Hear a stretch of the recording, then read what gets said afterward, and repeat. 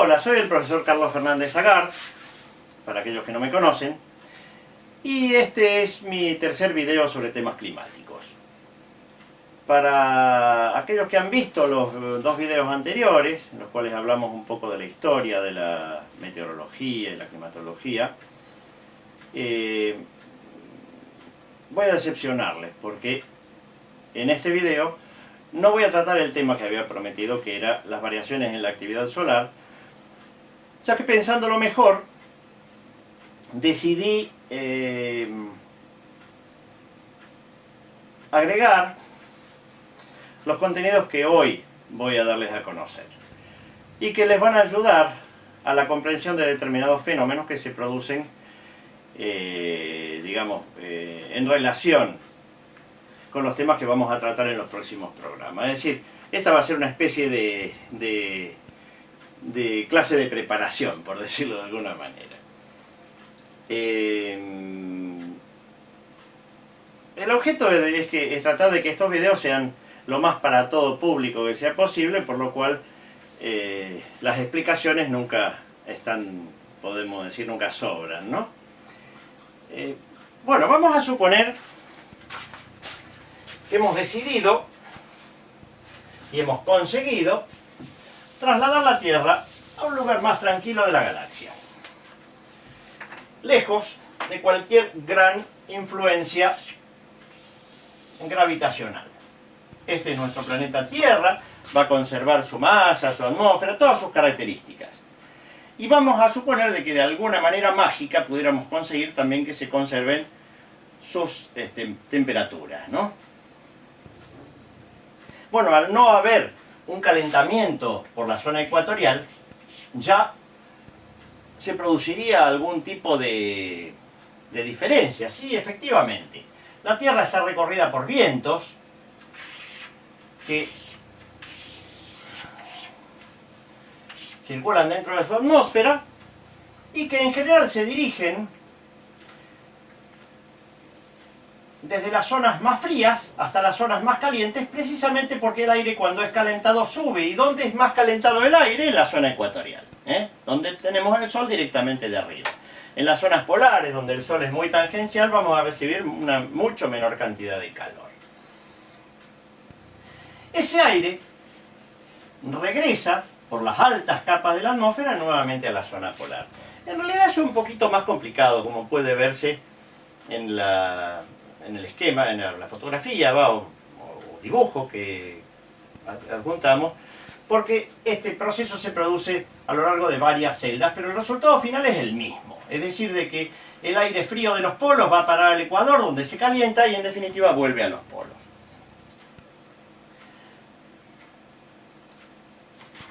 Bueno, eso no pasaría en nuestro planeta ideal instalado en el rinconcito de la galaxia donde hemos decidido llevarlo, porque no tenemos ninguna fuente gravitatoria ni de calor que permita esas variaciones térmicas sobre la superficie del planeta.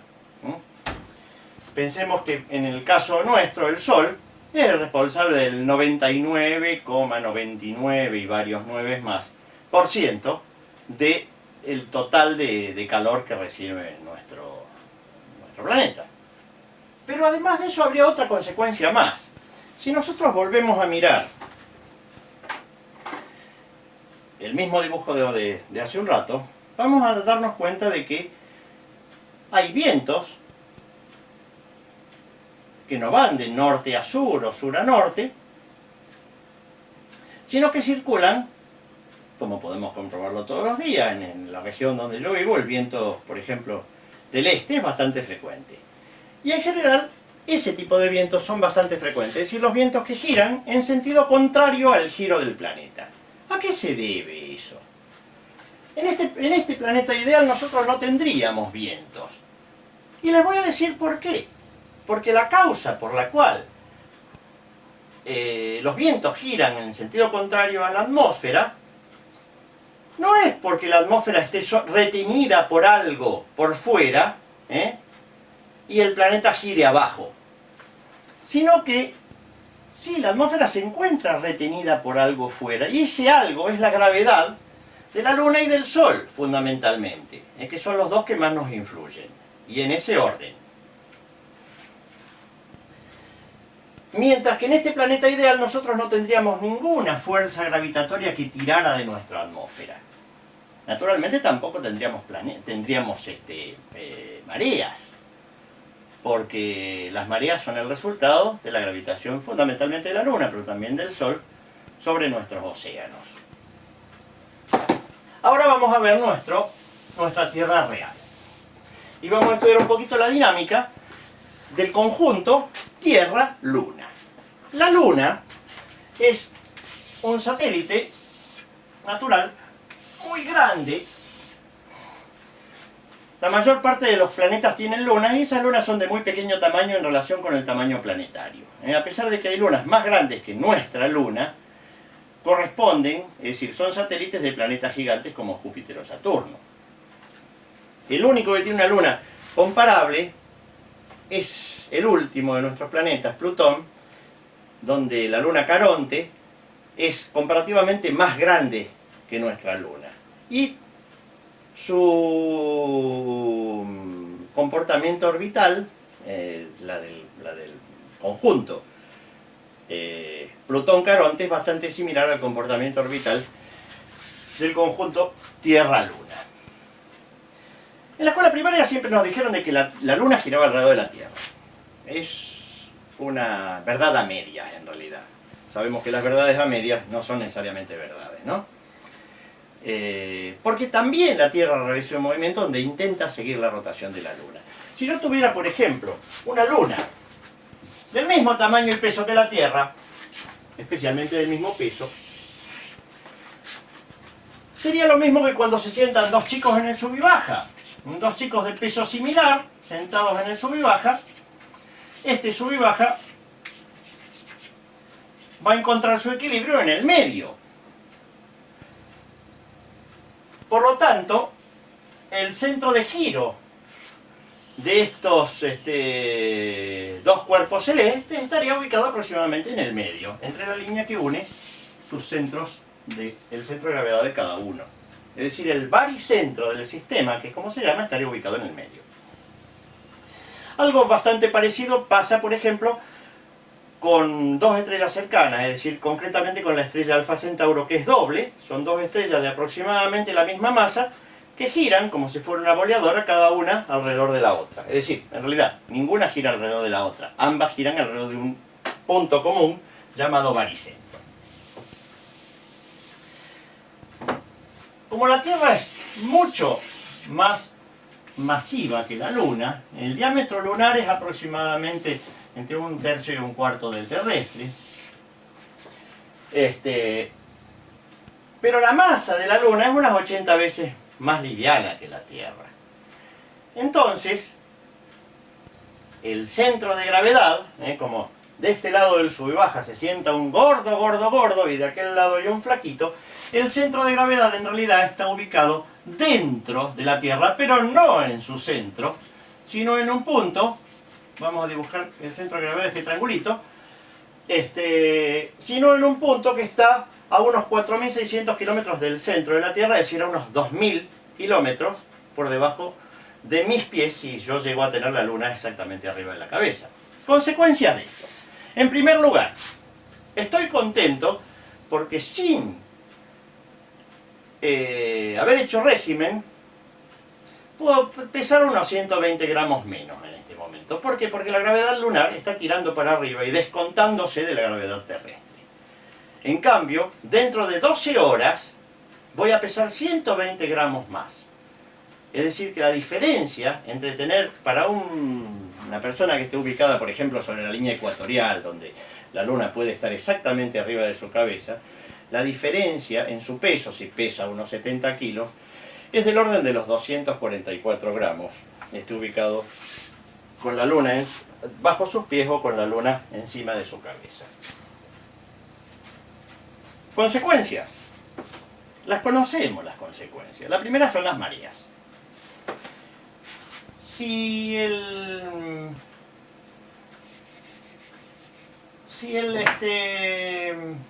Es decir, las mareas van a tender a acumular agua Fundamentalmente del lado de donde es atraída, pero por una razón refleja también un poco del otro lado. ¿Por qué no la onda de marea, la ola de marea, es decir, el momento en que la marea empieza a crecer, en realidad sufre un cierto retraso respecto de la posición de la Luna? Siempre está ligeramente atrasada respecto de la posición de la Luna. Eso tiene también otra consecuencia, que es que la Tierra va ralentizando su movimiento.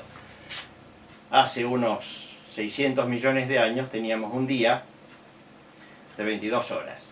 Actualmente tenemos un día de 24, porque la Tierra ha ido ralentizando su movimiento precisamente por la fricción que generan los océanos contra los fondos marinos como resultado de las olas de marea. Y también la fricción que genera la atmósfera intentando oponerse a ese movimiento forzado por la Luna. ¿Qué pasaría si, por ejemplo, el día nuestro tuviera, llegara a lentificarse tanto, a ralentizarse tanto, que tuviera 28 días? Es decir, exactamente el tiempo que tarda 28 días y pico es el tiempo que tarda la Luna en volver a encontrarse en la misma posición orbital respecto de nosotros. Bueno, lo primero es que los mares se secarían. Directamente toda el agua de este hemisferio pasaría a este hemisferio. También el efecto sobre la atmósfera sería relativamente importante, aunque menos. No nos olvidemos, los líquidos no son compresibles. Yo no puedo comprimir un litro de agua y transformarlo en medio litro apretándolo. En segundo lugar, a los líquidos les cuesta trabajo moverse, especialmente cuando estamos hablando de grandes distancias, de centenares de kilómetros que hay de distintos puntos del océano. Es decir, tienen mucha viscosidad los líquidos. Eso es la dificultad de las moléculas de los líquidos a cambiar de posición. Las moléculas de los líquidos se mueven según algunos centímetros de distancia por minuto, mientras las moléculas de los gases se mueven a velocidades muchísimo mayores, de varios metros por segundo. Eso hace que, por ejemplo, en el interior del agua no podamos elevar la velocidad de un submarino, digamos, por encima de a lo sumo los 50 o 60 kilómetros por hora. Mientras que en la atmósfera tenemos misiles que superan los 10.000 kilómetros por hora. Bien. No es la Tierra y la Luna el único sistema de este tipo que encontramos en nuestro sistema solar. Pasa algo parecido con el Sol y los grandes planetas. Los grandes planetas son Júpiter, Saturno, Urano y Neptuno. Vamos a ver en concreto qué pasa con Júpiter. La masa de Júpiter es aproximadamente una milésima parte de la masa solar. Es decir que aparentemente estamos hablando de una luna que tiene una 80ava parte de la masa terrestre, pero en este caso el Sol es mucho más masivo que todos los demás cuerpos juntos. Sin embargo, como la distancia entre el Sol y Júpiter es tan grande, son 750 millones de kilómetros, poco más o menos, el baricentro del sistema, es decir, el centro alrededor del cual ambos giran, está ubicado ligeramente por fuera de la superficie solar. Es decir, el centro de gravedad del propio Sol está en el centro, pero el centro a partir del cual gira el Sol, en realidad no gira sobre su propio eje, sino que en relación con Júpiter gira en un punto que está ubicado por fuera de su superficie. Pero no es Júpiter el único planeta que lo influye. También Saturno,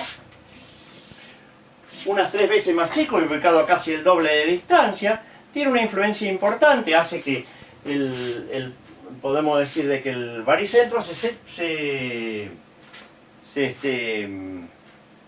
aleje del centro del Sol en unos 250 o 300.000 kilómetros, es una distancia similar a la que hay entre la Luna y la Tierra, por ejemplo. Una distancia importante. De todas maneras, recordemos que el disco solar tiene 1.400.000 kilómetros, es decir, es muy grande el Sol. Cuando todos los planetas tiran del mismo lado, Júpiter, Saturno, Urano, Neptuno, Mercurio, Venus, la Tierra y Marte, prácticamente no cuentan porque sus masas son muy pequeñas. La Tierra, por ejemplo, la masa de la Tierra es 330.000 veces más chica que la masa solar. Entonces no vamos a tenerlos en cuenta directamente a los 4 planetas pequeños. Pero cuando aquellos gigantes gaseosos tiran todos del mismo lado, el baricentro se aleja notablemente del Sol. Siempre con una distancia máxima al centro solar del orden de los 4 millones de kilómetros. Y como cada planeta gira a distinta velocidad alrededor del Sol, este movimiento resulta ser un movimiento complejo, es decir, un movimiento que no sigue un patrón ordenado, sino que varía a veces su posición notablemente según las distintas posiciones orbitales de los planetas. Bueno, de esto vamos a hablar un poco más extensamente, no en nuestro próximo programa, que sí los vamos a dedicar a las variaciones en la actividad solar, sino en el otro programa en el que vamos a hablar del movimiento solar inercial y de la relación que hay entre el movimiento solar inercial y la actividad solar, es decir, las variaciones en la fuerza de la luz solar, es decir, en la cantidad de energía que nos llega. Hasta entonces.